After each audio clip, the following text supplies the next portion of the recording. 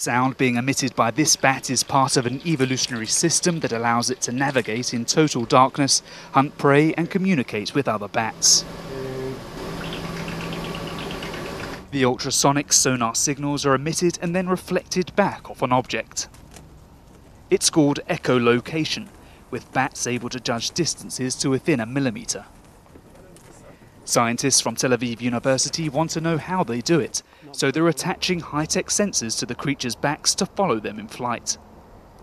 It's hoped data obtained from the bats will give engineers new ideas of how to build better radar and sonar technologies. Noam Svikal is part of the research team. I believe that we can learn a lot of stuff from them that we don't know. For example, bats can distinguish between objects of like in 1 millimeter of distance, and they can do a lot of stuff that engineers nowadays, human engineers, cannot understand yet. But it's delicate work. Mini GPS units and ultrasonic microphones are carefully attached to the bats using surgical glue. Researchers can then track the bat's movements, while the microphone will record the bat's ultrasonic sonar signals. Leading the experiment is Dr. Yossi Yovel, who says the experiment is only now possible thanks to the latest generation of sensors. We're trying to take neuroscience out to the field.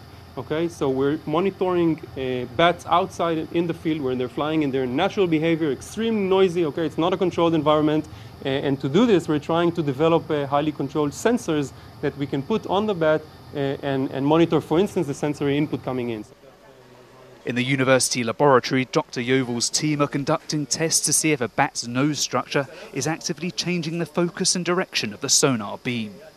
We're simultaneously recording using video to do very high resolution imaging of their nose leaf, and at the same time we're recording with a very large microphone array. This is an ultrasonic microphone array that allows us to record ultrasound in order to see if there's any change here that correlates to changes in the beam.